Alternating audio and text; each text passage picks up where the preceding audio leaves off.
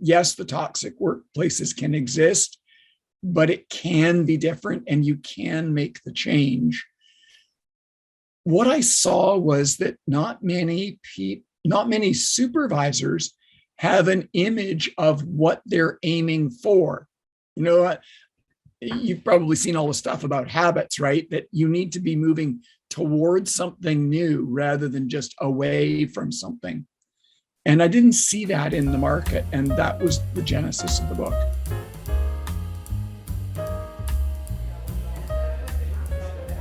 Hi, everyone. I'm Tracy O'Rourke.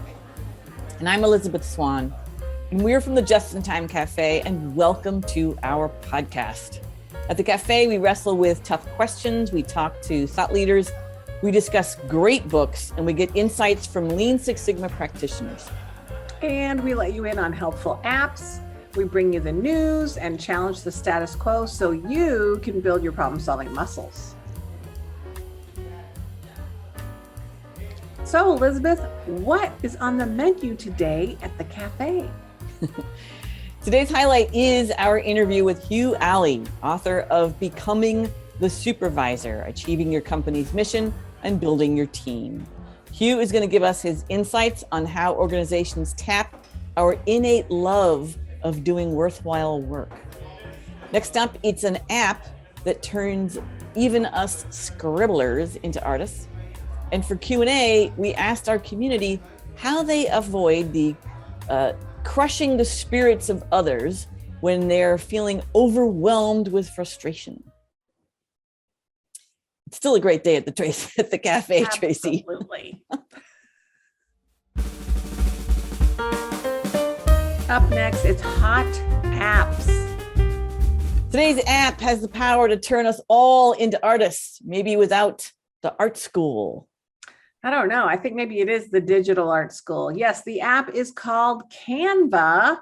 It's a graphic design platform. It's used to create social media graphics, presentations, posters, documents, and other visual content.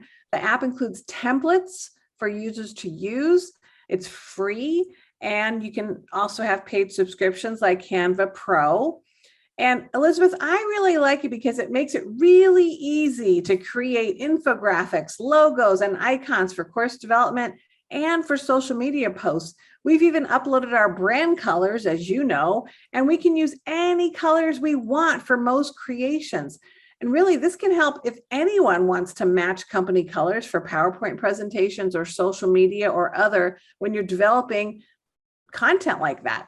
So I really like it. It's made it really easy to look professional and be creative at the same time. What did you discover about Canva, Elizabeth? Don't we all want to look professional, Tracy? Just seems like a personal goal, we should all have. So this thing's been a revelation for both of us. And I recently used it to create a graphic to go with your Gemba Walk webinar. So I uploaded a photo of you. I found a pair of boots in their photo library. I gave you a little speech bubble, and voila, your boots were made for Gemba walking. I loved it. Our brand colors are right there. Like you said, I can put the graphics in separate folders, so it allows you to organize it. There's some for webinar banners, some for LinkedIn posts. It's actually got templates to guide you on the right sizes for images on social media, like what does Facebook want? What does YouTube want? What does Instagram want? Whatever. And they've got ready-made templates, like you said, infographics, flyers. There's a huge list there. You mentioned that there's some pricing options. So I'm just going to go over those for people. There's a free option. So it's easy to just try this out for nothing. It gives you 5 gigabytes of storage space for your designs. You get limited access to their templates, photos, and images. You can see other images, but they'll have the tag Pro on them, which means only Pro members have access to certain images. The next option is Pro subscription, like you mentioned. That's $119 a year. And this one gives you access to over 100 million templates, graphics, and photos, which is a lot. I didn't realize that. It's got 100 gigabytes of storage, so way more than 5. It also gives you access to features and capabilities that are not in the free version. And my guess is that most people who use it are opting for the pro subscription. You get a feel pretty quickly for how much more you're going to get with the pro subscription. You also mentioned, or actually I'm going to mention the enterprise subscription, and that is $150 a year, which I wasn't really aware of until I dug into this. And this is built for work teams, and it's got unlimited cloud storage for all your designs and folders full of your work. You get tech support, didn't know about that. And there's lots more controls for what people can access and change. So it gives you a little more control over mass usage. And it's like changed our little world, turned us into professionals, Tracy. Never knew we could look so professional. I will include the link to Canva on the podcast post on our website so you can check it out.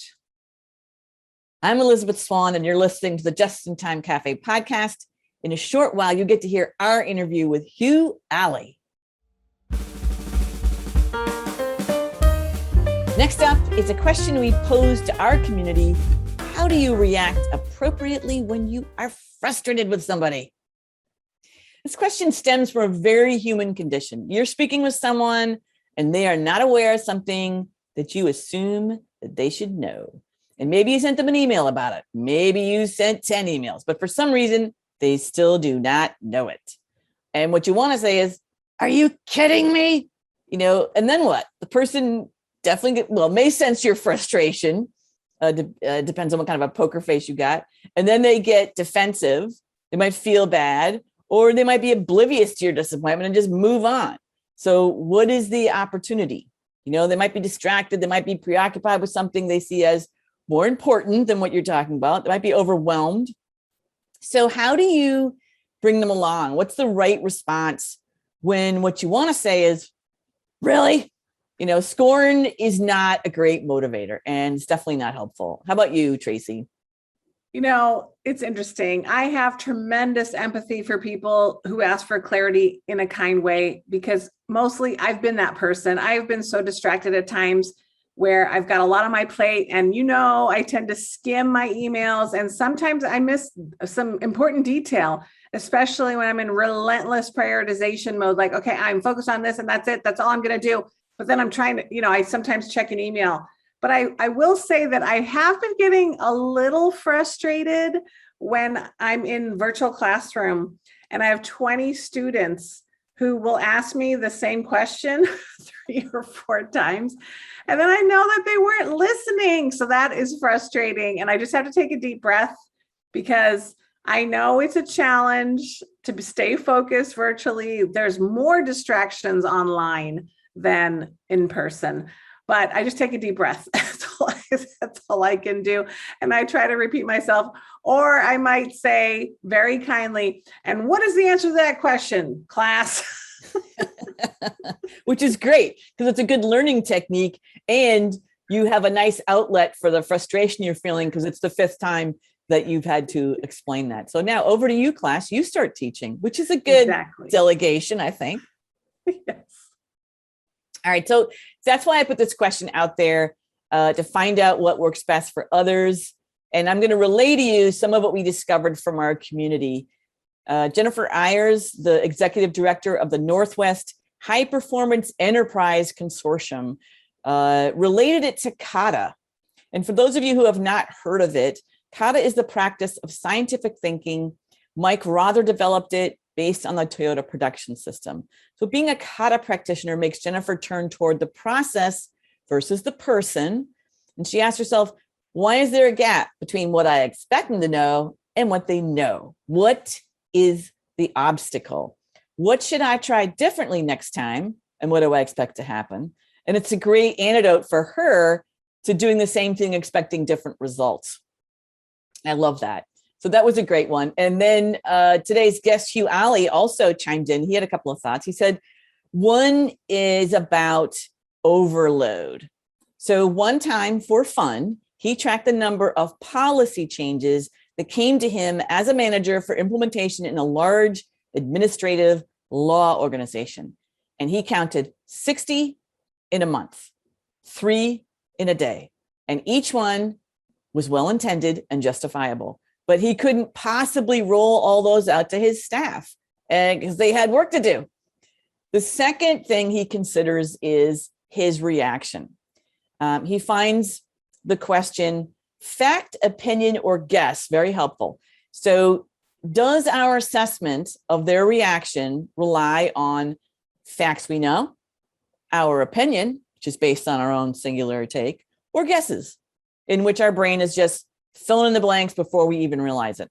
And most of the time, he discovered his assessment is based on opinions and guesses. So those were great. Just looking at, is it reasonable what we're expecting? And then what am I basing my assumption on? Another great one came from Lily Angelosi. She's the transformational healthcare lead at UC San Diego Health, also a guest of the podcast. She observes this in her communication with various teams. So her care providers, frontline clinicians, night shifts, weekenders, break nurses, and travelers don't always receive and discuss their emails and respond to them at the same speed of the administrative teams, which makes total sense. So instead of, quote, I sent the email 10 days ago, end quote, Lily and her team go to the Gemba, right? So they go to where the work is happening and they see their working environment. So instead of emails, she considers maybe she should use digital signage in the physician or the nurse lounges. Maybe she should use soft reminders at the morning or the handoff huddles. And one phrase she used that I really love, she said, you need to see what their lives look like and understand, quote, the rocks in their shoes. Have you heard that before? Well, I've heard pebbles in their shoes. And I think it's a great image because she's working on building empathy, right? Yeah. Now that was a beautiful one. And this came up, another great line came from Chris Burnham, Senior Lean Strategy Director at KaiNexus, and also host of the Lean Leadership podcast. He pointed out that people key their emotions on what they perceive as your emotional state. So when you get frustrated, they may become frustrated. When you seem frantic, they become more frantic. And when you become calm and practice humble inquiry, right? Good things come out of that. He said, we need to be an emotional thermostat.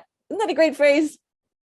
That is a great phrase. And, as you were talking about that, I remember, going to a party at someone's house and the host was clearly stressed out about having people over.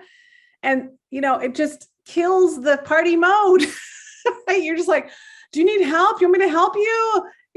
So it's creating anxiety. So I totally get this idea of, people, they capitalize on that. You're making me suddenly reflect on parties that I've probably killed. I got to remember this. I'm an emotional party thermostat. That's another job. It's not just at work. But he's pointing out that, we control how we react to a set of circumstances. And he's right. Oh. And lastly, say it again. Yep, I was agreeing with you. Yeah. And lastly, Manuel Sastra, manager of MES delivery at Bristol Myers Squibb, brought up the concept of the quote unquote curse of knowledge, which is a great phrase. And that comes from an article by Chip and Dan Heath, authors you and I love. And it relates to the possibility that we may not be communicating as effectively as we think we are. And because we assume we are good communicators, the antidote is to ask more questions. So it's back to that kata concept. It's a way of bridging the gap between what we know and what we want others to know. But it was that curse of knowledge. We think we're good communicators, but we may not, be as effective as we are. That's just great. So really rich conversation. I love our problem solving community. I cannot wait to reach out to them every Tuesday. I love it too. I love seeing your posts, and you get lots of activity on your posts, and it's really fun reading what people have to say to those very thought-provoking questions you put out there. I'm Tracy O'Rourke, and you're listening to the Just in Time Cafe podcast. We host these monthly, so you can go to jitcafe.com and go to our podcast page. That's JITCAFE.com. cafe.com. Coming up next, it's our featured guest, Hugh Alley. Elizabeth, why don't you tell our listeners a little bit about Hugh? I'd be delighted. Hugh Alley thinks work ought to be good. Good for the body, good for the soul, and good for the company. He spent over 20 years as a frontline leader or supporting frontline leaders in a variety of managerial roles. He achieved measurable performance improvements in every role. He was co-owner and operations manager of a manufacturing firm for 3.5 years. Through his company, First Line Training, Hugh has taught core leadership skills to over 1,000 people. Hugh's first book, Becoming the Supervisor, Achieving Your Company's Mission and Building Your Team, is about how to develop the core skills of supervisors. And it's told as the story of a young supervisor learning the job. Hugh's an industrial engineer, University of Waterloo. He has a graduate degree from Cornell and Vancouver School of Theology. He has taught at 3 Vancouver area schools, UBC, SFU, and BCIT. Hugh writes and presents frequently to a wide range of industry associations, including the Training with an Industry Summit, Catacon, and others on topics related to supervisor skills. Toyota Kata, project management, quality, risk management, and lean principles. He lives in Burnaby, Canada with his wife. Hello, Hugh. Welcome to the cafe. Hi, Hello, Hugh. Elizabeth. Hi, Tracy. What is the gorgeous scene behind you? This is a beach in a national park called Guayhanas off the coast of British Columbia. So it's about 100 miles offshore. And it's an archipelago of 140 islands. And I kayaked there a couple of summers ago. Yeah, Wow. Tracy, I told Hugh we're meeting at his house to go kayaking in like a week. So just get ready love for it. us. Darn, we should have done this podcast live in a I coffee shop. know. So Hugh, I'm so psyched you came on. I'm dying to hear about your book. And I wanted to just relay a great quote that's early on in your book from one of your mentors that kind of spoke to me or hit me that I want to share. And that is it, quote, "If we as bosses treat our people as human beings, they are less likely to go home and kick the cat or anyone else."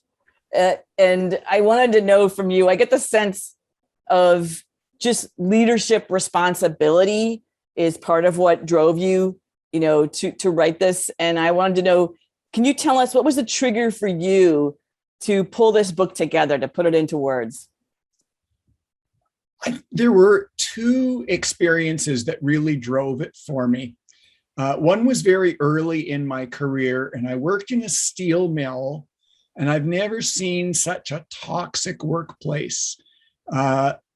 Actually watched the general manager screaming at his supervisors and the supervisors screaming right back, and the same between the supervisors and the crews. And not surprisingly, the company was losing a lot of money. And unfortunately, I was part of the management team that wound up shutting it down. And so I watched 600 people go out of work. And I never wanted to, I learned a ton, but I never wanted to go through that again. And it's in the reflection afterwards, thinking back on what was going on, I realized that the people I was watching simply didn't have the leadership skills they needed to be in a supervisory role. So fast forward 20 plus years, and I got invited to move in or join a friend, the guy who talked about the kick the cat. He invited me to be his operations manager. And I walked into the facility, and you know how your spidey sense goes up when you go into some places? That's what happened. And I could very quickly realize that it wasn't as extreme, but it was a problem. And I was going to have to deal with how do I improve the skills of these frontline leaders in order to have everyone in the organization do what needed to get done.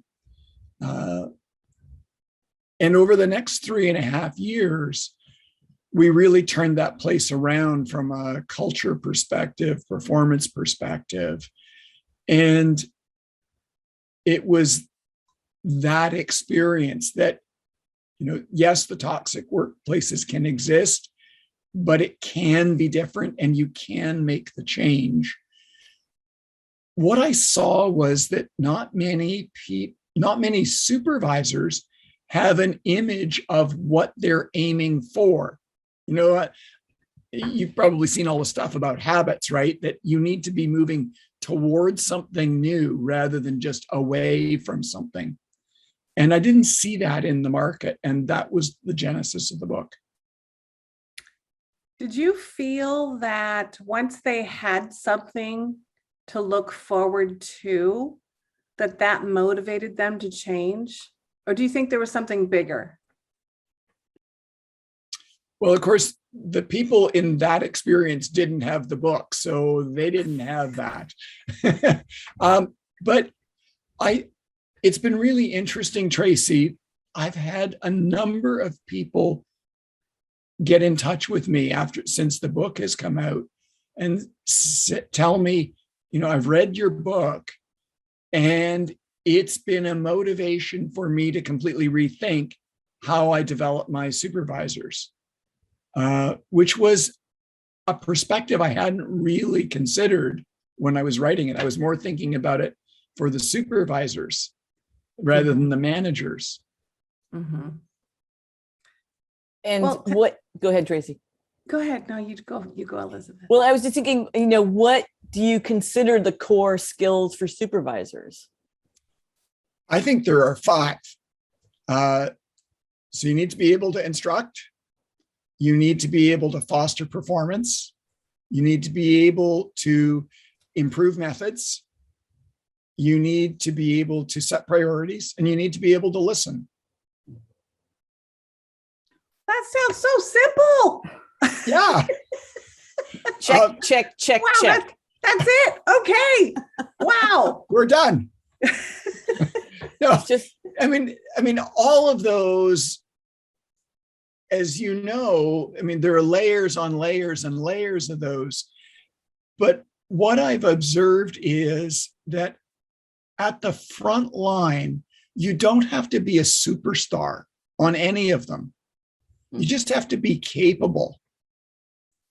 And that to me is really encouraging, because then you can develop people and they don't have to show up fully formed and perfect, right? Well, you talk a lot about TWI in the book. Yep. And not a lot of people know what that's all about. Could you tell them a little bit about our audience about TWI and why it's important and how it benefits supervisors? Sure. So the training within industry approach was developed during the Second World War, when they were looking around and realizing that the biggest shortcoming they had was supervisors, because all the skilled people had enlisted. And so you were left with people supervising who didn't have much more experience than the people they were overseeing. During the Second World War, that was the first time you had large numbers of women and African Americans coming into industrial settings. And so you'd have people like supervising people building ships who'd only ever seen their first ship 4 months before. And so they developed an approach to instructing that was repeatable and easily teachable. And it had a huge impact. Over the course of the war, they trained over 2 million supervisors. And the results were remarkable. Typically, 25% improvements in production and productivity, big reduces in scrap, in grievances, and it made a huge difference for a lot of the companies that used it. And when you think about, you've given us those 5 core skills, which, as you said, there's layers upon layers upon layers. Do you have some favorite go-to tools for supervisors? I tend to start with one of 2 things, either job relations or job instruction. So the 3 core programs within the TWI world were job instruction, which is how do you teach people, and job relations, which is how do you foster performance, and job methods, which is how do you make things work better. And I start with job instruction or job relations, and it depends on sort of how toxic or good the workplace is. So in my case, I started with job relations because it was a toxic workplace and we needed to change the way people related to each other. But I've also been in organizations where it's the obvious place to start is with job instruction, because their presenting big problem is that they can't scale up fast enough in a seasonal business or something like that. So you do have to, there's not a hard and fast rule, I don't think. No, but you've entered some terms that are helpful and give kind of the breadth of what's underneath this training or this approach with supervisors. And I'm just wondering, you gave examples of walking into in some ways, when you get that description of the manager yelling at the supervisors and the supervisors yelling back, I thought, well, that sounds horrible, but at least they're empowered to yell. So it's kind of a bad plus on that one. But then when you talk about now, one of your go-tos is job relations. Can you give an example on the flip side, like where you introduce, like just a piece of what can happen using job relations to, move away from that kind of an environment? Sure. So I think of a lead that I had, and he was a guy 6'4", and he would have been 250, 275. He was a big guy, and he was a bit of a hothead. And he was actually still in the process of going through job relations, and saw out of the corner of his eye on the other side of the shop one of his guys doing something that he thought was the wrong thing. And he got up and he was moving. And he was halfway across when he said he realized that, wait a minute, this is exactly what the class is about. And he thought, okay, what am I supposed to do? And step 1 of job relations is get the facts. By the time he got to the worker, he had calmed down, discovered that there really was a problem that the guy was trying to address, dealt with it, and went back to his workplace, and everything just rolled right along. But if he had let his normal practice go, there would have been a shouting match, and there would have been chatter throughout the plant for the rest of the afternoon. And that ability to stop and take stock and say, I wonder what's actually going on. Let me check the facts, made a huge difference. Did you say the guy was 6'5"? Yeah. Can you imagine if some guy 6'5" was walking towards you, like very upset, and you're just like, yeah. Yeah. And the guy that he was going to was one of these guys that's about 5'5" and 135 pounds, right? Yes. So Hugh, obviously you've written a book specific to supervisors. Do you feel like that level of management more than other levels is the most critical? What are your thoughts? And rather than, instead of directors or managers, why focus on supervisors in particular? I know that that's part of TWI, and that's the goal, is supervisors, but is that where you're seeing the gap in your work as well? Oh, yeah, because think about it. If you want to make improvements or implement a new policy or improve quality or reduce lead time or improve the safety, where does it go? It has to go through that frontline leader. All those things that you might want to get done in your facility or your operation, or, and it can be factories, but it can also be offices too, right? But if you want to get those kinds of changes done, it's your frontline leaders that are going to make it happen. Mm-hmm. And, the surveys that are around indicate that something like 60% of supervisors have never had any training at all.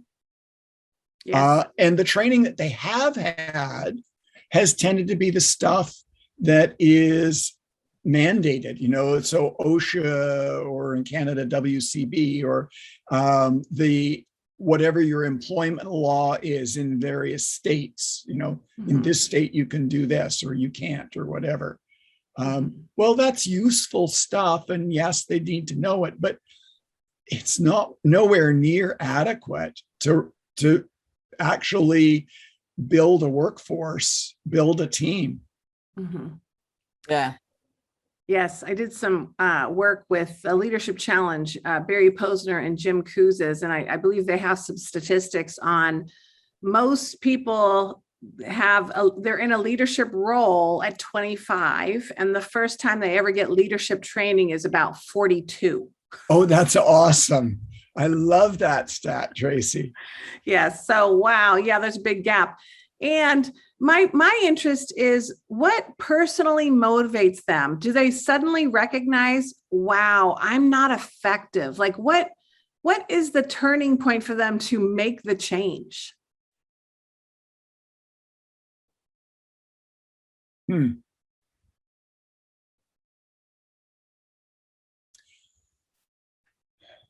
don't know. And so I'm speculating.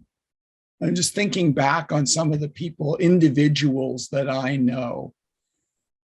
And I think there are two things that might be driving that.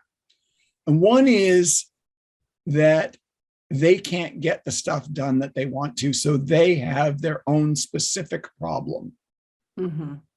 So I need another tool, I need some help, whatever.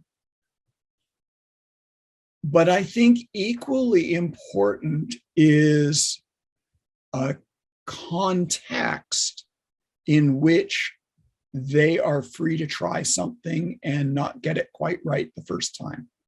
Mm-hmm. So if you've got a leader who wants to do well, but is in the middle of a blame culture, there's a real disincentive to do anything other than keep your head down. Mm-hmm. I want to ask about the terms or the world of training within industry, and the two big pieces: job relations and job instructions. And Okay. just we're all three of us, and most of our listeners are in the problem solving, process improvement world. How do those pieces intersect with process improvement? Great question. So let's start with job instruction. If you change a process, so let's say you've got a setup that you're needing to get shorter, and you work out a way that can happen. But if you run on 2 shifts, or if you have people sick, you need to have people other than the core people step in. So you need to be able to train them to have it stable. And it would be better to have a training system that you knew could work and work quickly and not have flaws, not have mistakes being made. And so job instruction gives you that kind of a tool. I think about a client of mine who they make the tags that researchers use to study fish. So very niche, very particular, like there aren't a lot of companies in the world that make that. So it's not like they can go out and hire anyone, but they have a very seasonal business. And so they have to ramp up and ramp down every year. And so when they learned about job instruction, that gave them two things. It gave them a way to make sure that the new employees were doing things correctly.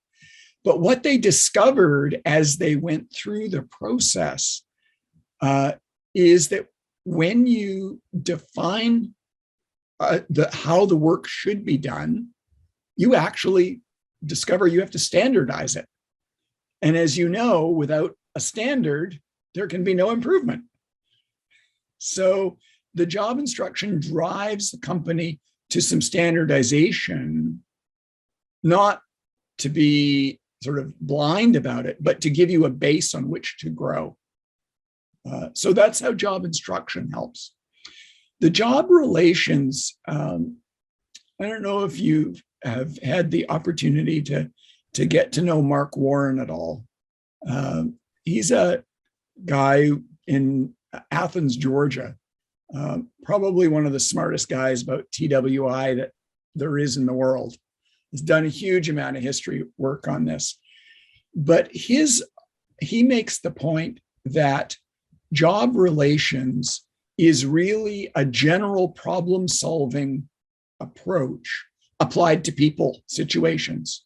He said in some ways, it's harder to apply it to people than to things because people are so mushy, if you will, right? We're soft creatures and we can't always tell from the outside what's going on the inside. But the process of getting the facts, which is step one, often leads you to process issues that you didn't realize were creating personal performance problems. So, for example, there was a guy who was making mistakes in the way he cut steel for a particular business. And it would show up late enough in the process that he was generating about $50,000 in scrap a year. So the natural approach was to say, well, this guy doesn't have it, right? Off with his head kind of thing. And with job relations, the supervisor went in, had a long conversation, and then watched the process very carefully, only to discover that this guy, who was a good tradesman, couldn't use a calculator correctly. So fix that problem in about 5 minutes, and a $50,000 a year mistake went away. But it only happened because the supervisor went in trying to understand the problem and what it really was, rather than assuming that it was either the process or the person. Mm-hmm. That's a great example. Yes. Yes. Thank you so much. So I wanted to ask you a question about supervisors, and one of the challenges I hear supervisors wrestling with, and sometimes managers too, is this tug of war between getting the work done and developing people. Mm-hmm. Right? So I really want to develop this person, but I don't have time for that. Just do it this way. So Yeah. what percent of the time, maybe this is, I'm curious to see what your thoughts are on that and how you handle that. And I'd love to know if you have a percentage of time you think leaders or supervisors should be spending growing people versus dictating what people should be doing. Any thoughts around those? You're asking me to step into a landmine, a minefield there, Tracy. Step right in. Step right in, Hugh. Yeah, thank you. Well, let me tell you about a recent plant I was involved in designing. Okay. So the question, we were trying to figure out what the cycle time needed to be in the plant for it to reach its target volume. And in order to do that, we had to make some assumptions about the available production time. So, this client is awesome. I mean, they're doing this really neat product from a little town in coastal BC, and they export around the world.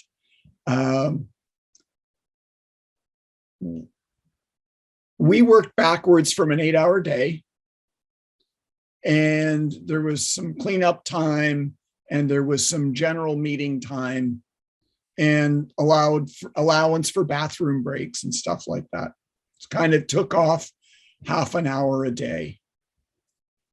And then we said, what portion of the allowable, of that remaining time are we going to devote to the improvements and the rushes, all the unscheduled stuff?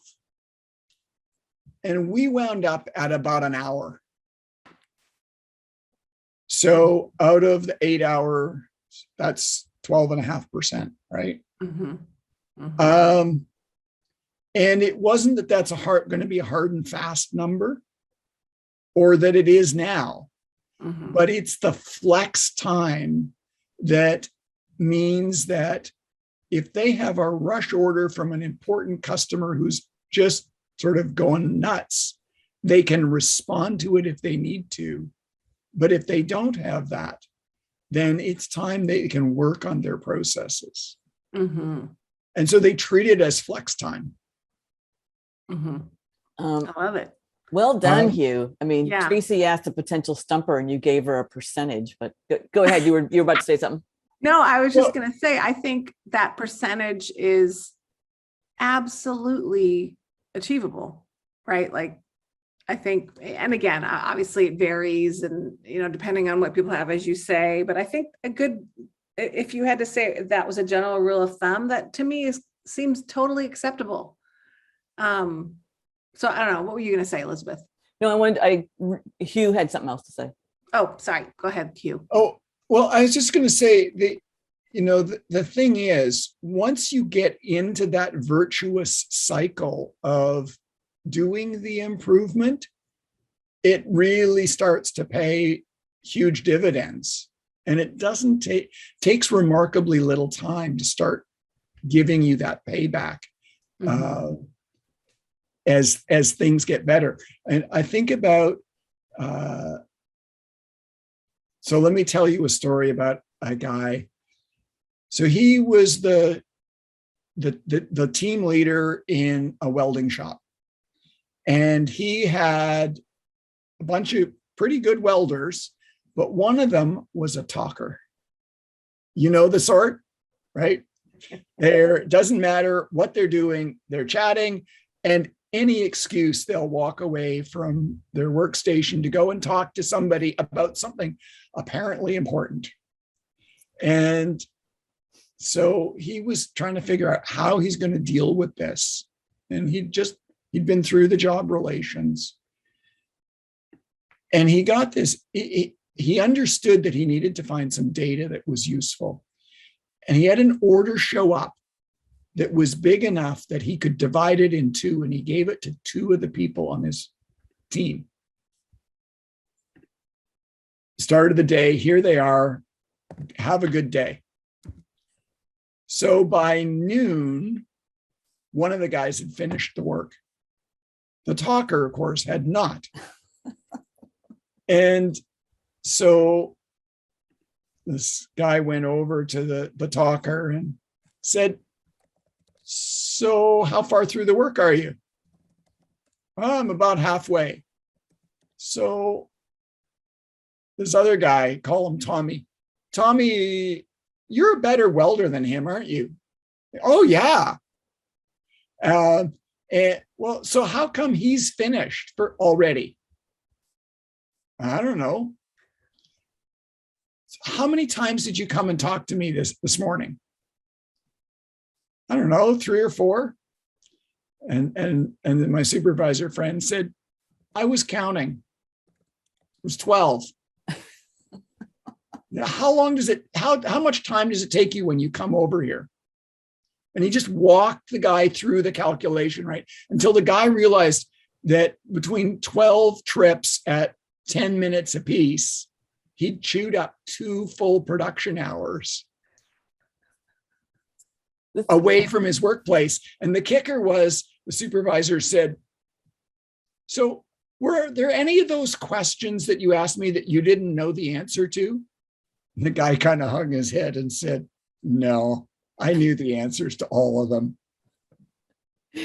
That is so wonderful. That feels like an Aesop's fable. Oh, I know. It's just brilliant. And also, go ahead. So the turnaround is that on a dime, that guy realized for the first time what he was doing, and it stopped. And the guy's production went up by 50 to 60% overnight. That's brilliant. So you get that kind of improvement, and all of a sudden spending an hour a day seems like a pretty good investment. Definitely. Definitely. I don't know why, but this is reminding me, my nephew works in a carpentry shop at the Woods Hole Oceanographic Institution. And at one point, his boss called him hands in pockets. He said, because he's also a talker. And when he's talking, his hands are in his pockets and he's going, he's like, hey, hands in pockets. We need some stuff done over here. But I think that nickname spurred him to maybe cut down some of the talking. But your method, I believe, is more targeted, and what you just described is brilliant. A brilliant walkthrough of exactly what is involved in time and motion. Yeah.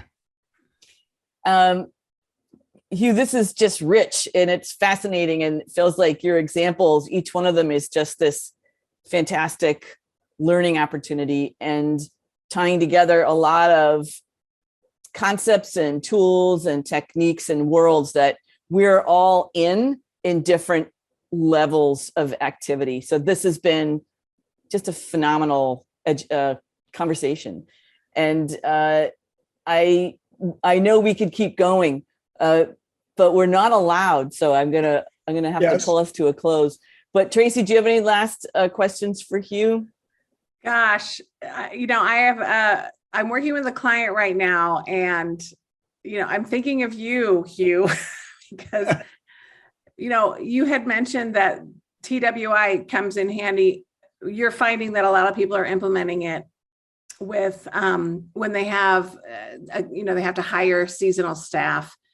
I'm in a situation where there's a lot of turnover, and the training that they're doing is just not fast enough. It's, people aren't getting trained, the supervisors aren't getting trained, and I'm thinking of you. So I don't know, maybe we could work together soon. That would be awesome, Tracy. I would so look forward to that. It's certainly a wonderful way to apply it. I mean, when I was running that railing company, we would go from 35 in the winter to 100 plus every summer and back down to 35. And so we had to deal with that. Mm-hmm. Yeah. And it works marvelously. And of course, But I always think about our little trip to Zingerman's, right, Elizabeth, where they brought 400, they went from 100 to 400 employees at Christmas time. Woo. And then back down. Yeah. So they worked the training right into the interview process. Your book clearly fills an incredibly vital niche that this is just a screaming problem. And although people are squishy, when you have 6'5" members of the team about to waltz over to deal with something old school, it's not as squishy. No. But thank you so much. Great work. Wonderful pulling what you have together. This is great. It's been such a fun conversation. Thank you so much for the opportunity to join you.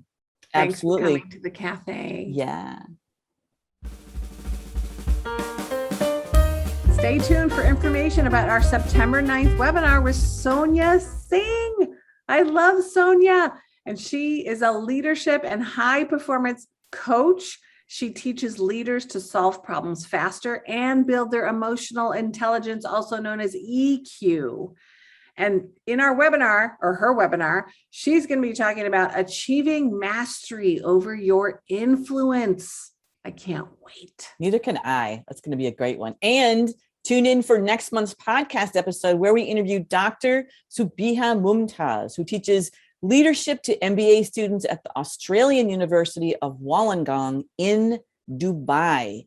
She's a professor, and one of her personal missions is to inspire other women to become leaders. Can't wait to talk to her too.